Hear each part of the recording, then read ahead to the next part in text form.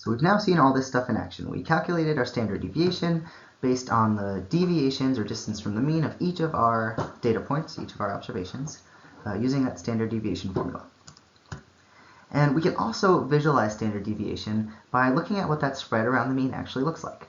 So here's the histogram for height again. This is the same one that I showed on that last slide over there. And we know that our mean is 66 inches. You could also calculate the standard deviation like I just did for the class data and come up with a value of 4 inches.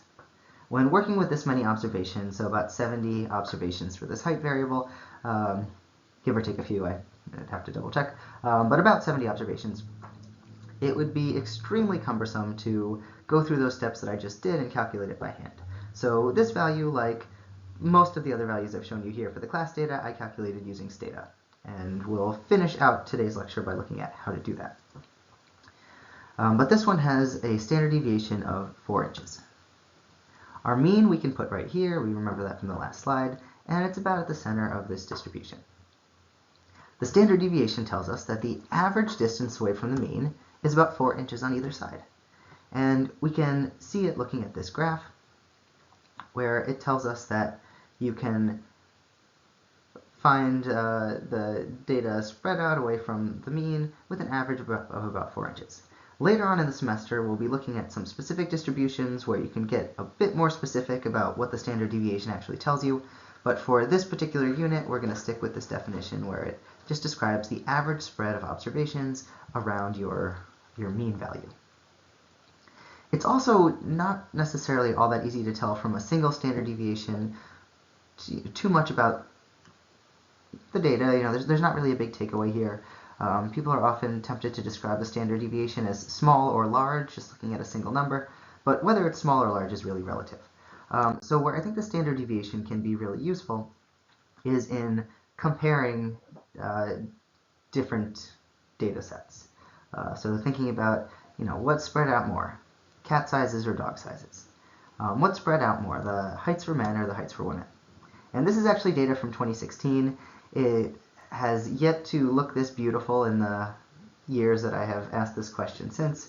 But this was what the spread looked like for my class way back in the day, where the mean height for men in that semester was 68 inches and the standard deviation was 6 inches. So the mean sits right about there in the distribution, and we can see that the data is spread out around it, with your typical or average spread being about 6 inches. Some points are closer, some points are farther, but our typical or average spread is around 6 inches.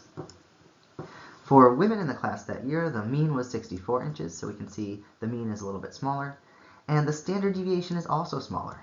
So for women in the class, on average, the distance away from the mean for all the heights was about 2 inches. And we can see this on the graphs, where the graph for men is really spread out, and the graph for women is really clustered tightly close together. So we can read these standard deviations as telling us that there is more variability or more differences among all the heights for men in the class than there were for women. The women in the class were relatively close in height. The men in class had a much bigger spread of heights. So standard deviation really comes in handy when you're comparing different distributions to each other. But when you're looking at a single standard deviation value, again, you want to think about it as the average spread away from the mean of all the observations that you have. All right, so as promised, we're also going to talk about how to calculate these using software. And we'll focus on Stata, although you can calculate these with Excel and other, or at least most of these with Excel and some other programs as well. And we'll start by talking about all of our measures except for the mode. So in using Stata to calculate the median, mean, or standard deviation, so our two of our measures of central tendency and standard deviation, you're going to follow the following steps. Open your data file. So remember that when you do this, you have to be in the virtual desktop. Hopefully everybody was able to figure it out this past week, but if not, talk to me this week before we get to the main assignment. You're going to open your data file, and then you're going to type in a single command to get these three measures. And the command is sum with 2 m's, your variable name, whatever it is, a comma, and then detail. And once you do that, it'll give you the mean, median, and standard deviation. And the next slide shows you where to find it in the output. But before I do that, we'll also talk about how to find the mode. So open your data file. If it's already open, obviously you can skip this step. And then you're going to have to create a frequency table. So I mentioned much earlier in the lecture that Stata actually does not have a single command for giving you the mode because it's so rarely used. It's the one that gives you the least information. It's quite sensitive to small fluctuations in exactly how many responses you have for different values, so it's not that widely used in research. But it does have uses, especially when you're thinking about nominal level variables where you can't really calculate any other measures of central tendency.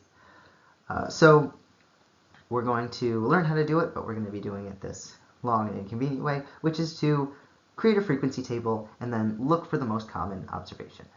So to find the mode, you're going to create a frequency table exactly like you did last week, and then we're going to use that frequency table to find the mode. So here's what that looks like in terms of the Stata output. And it's mostly useful for this one here where there's places to find your mean, median, and standard deviation, but they're not all entirely obvious. Your median is the value right here next to this 50th percentile line. The 50th percentile is another way of saying median. We haven't talked about percentiles, and I'm not going to beyond this output. So just know that when you're looking for the median, you want to look right here next to the 50th percentile. So this tells us that for the class, the median value for height was 65 inches. You can find your mean and standard deviation here. So the mean, if you round this up, 65.66, you get 66 inches. That should sound familiar. And the standard deviation for height was 4 inches, and that's also reported here. So you can use this syntax to get your median, your mean, and your standard deviation. To find the mode, again, you're going to do it the annoying way, or at least there's not a single command that gives you the mode, but what we're going to do is create a frequency table, look for the highest frequency. In this case, 10 people were 66 inches tall. There were no other heights that had as many as 10 people, and so our mode was 66. But just to really highlight again why the mode is not that useful, if there had been one more person who was 63 inches or one more person who was 64 inches, both of those would have been modes as well. So the mode ignores what's going on with all the other data, and we really only know that this most common value was 66, even though 63 and 64 had almost as many cases. And as I've done before, I'm also going to give you a quick tutorial on how to do this. So this is Stata open to the class dataset. And again, this should look familiar, and this should be something that you have done already for this past activity that you guys did. And now we're going to use the data to find our measures of central tendency and variability. So I'll just show you how I got that output that I showed on the last slide. If I want to find these values for height, I'm going to type in sum, the variable name height, and the word detail. And we have here this same output as that you saw before. So we have our median value is 65.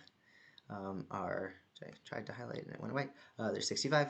Our mean value here is 65.66, which I rounded up to 66 on the slides. And our standard deviation is 4.05. We can also find the mode by creating a frequency table. So here, this will be our familiar command of tab to create the frequency table. I'll do it for height. And then we can see this list of all the heights that we have here. So it was 67 people who answered the question, with the most common response being 10. And somebody really had a very specific height here, which is fun. All right, but that's it for calculating your measures of central tendency and variability in Stata. You just need these two commands. Sum gives you mean, median, and standard deviation, and tab gives you the mode. So in this unit so far, we have talked about several ways of describing and organizing and summarizing our data. We've described the data itself. We've looked at how to use frequency tables and graphs to organize it and visualize it. And today we've looked at these summary measures that distill aspects of our data, like a typical case or the spread, into a single measure. And we're going to finish out this unit now with the first assignment of the semester, which will be asking you to apply everything we've done so far to some real data. So here's what we're doing for this first data analysis assignment. First of all, it's due in 1 week. So this will be due on Monday. I set one extra day for these data analysis assignments, just in case you need to get a hold of me and it's difficult over the weekend. Although I strongly encourage you to start working on this before next Monday. But it'll be due on Monday at the end of the day. And you can find everything you need to know in the data analysis assignment number 1 module on Canvas. There is an instruction sheet that describes exactly what I'm looking for in this project, like line by line. So that's the first thing that you should take a look at. Once you have read through that, you can download the assignment number 1 data from Canvas. It'll be in the same module. The instructions will ask you to discuss the data and then analyze the data in some specific ways and write it up as a written report that should be about 2 to 4 pages long. Although for this assignment and for every assignment, I grade on content much more than I do on length. So the more concisely you can tell me what you need to tell me, the better. Finally, you should attach your output from Stata to the end of the report, so you can copy in whatever you use to write the report into the report, and then submit it on Canvas. And specifically, the types of questions that the report will ask you to answer will be to describe aspects of the data, to calculate some statistics for specific variables, including frequency tables and these measures of central tendency and variability, ask you to create some graphs, and ask you to discuss what your results mean. Again, specifics can be found in the assignment number 1 instructions. So with that in mind, please read through the instructions. If you have any questions at all about what to do or how to do it, please reach out to me. There may be some questions that I can't answer because that would defeat the purpose of you doing it, but always better to ask, and I will help you where I can. So with that in mind, I will close out this lecture, and good luck on your first assignment.